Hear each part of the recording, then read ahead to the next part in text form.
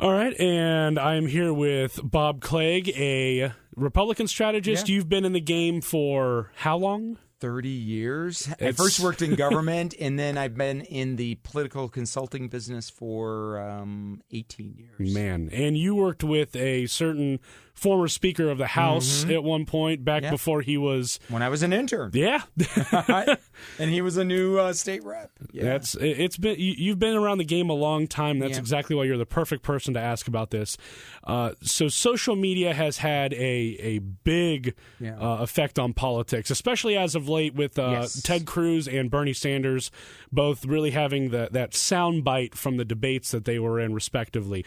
In your time, what was the difference between, I guess you could say, the 90s compared to the last 5, 6, 7 years, or even since 2008 when Obama really utilized the young vote and the internet to really push himself to the White House?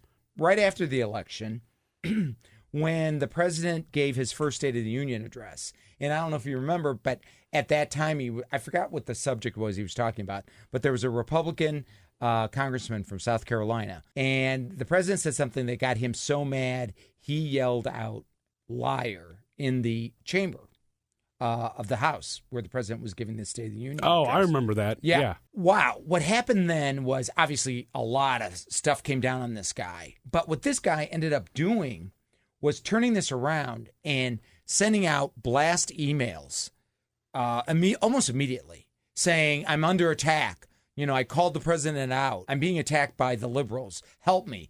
And he raised, I want to say, like $3 million in that first week.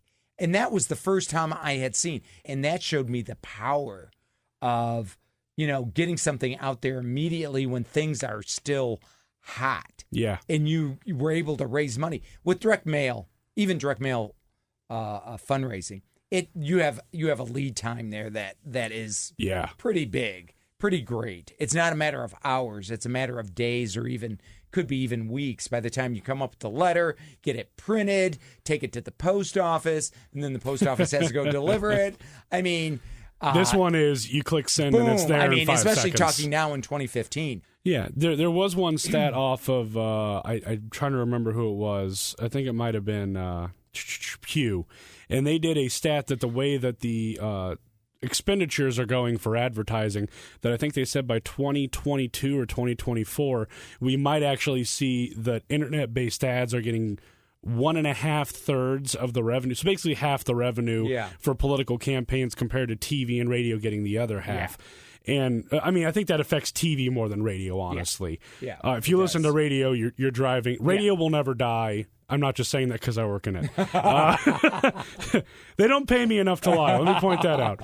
But TV has, I don't have TV. I'm not really home enough to watch it, but I use Hulu and I use Netflix. And we're doing that. Yeah. And I do that I have a e-school as a client, and I have a teenage target.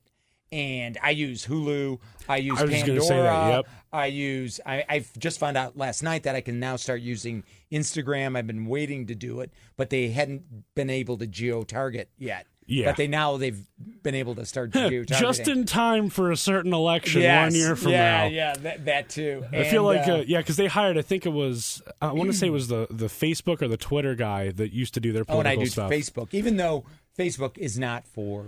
It's not nearly as strong as, some of it works. It's great for middle-aged women, I found out. Facebook, if you want to hit a middle-aged woman, wow. That is the best the best thing you can hit. Because what happened was about 7-8 years ago, moms started getting on Facebook because their kids were on it. Right. And as soon as mom went on, the kids went off. So you haven't really had teenagers on Facebook in years. And when you talk about targeting and you talk about campaigns, why I think direct mail is really going to be hit on, because what I've started to do in just the last year or so is I'm doing IP address targeting, where I look at the voter file and everybody's address is obviously on there, their home address. Right. And I can then match that with an IP address for that street address. Yeah. And then I can now start shooting ads. So you can target neighborhoods to a degree, basically. Well, I'm targeting individual households. Oh, it's even better. It's scary. It's even scarier. So I'm targeting that household. I mean, we're both on kind of opposing sides politically, but I do want to say that on Facebook, Bernie Sanders, they're using a brilliant strategy on one thing. You have December's coming up for Christmas, and you've got ugly sweaters. So they're pushing a Feel the Burn ugly sweater. And then they've also got another one. They've got a bunch of T-shirts that are video game kind of 8-bit animated. Stuff. Oh, yeah. Yeah, and those things are once really again, they understand their target. Yeah. They're going for that young, liberal voter who really doesn't like Hillary. Well, hey, I appreciate you spending a few minutes with me here, and I hope everyone in my class looking at their phone listened a little bit at least. Just kidding. You're not looking at all, and I'm sure that our professor's not looking at you now wondering. Okay. I appreciate it, Bob Clegg. Have a good one. Thank you for stopping in, man. All right. No problem.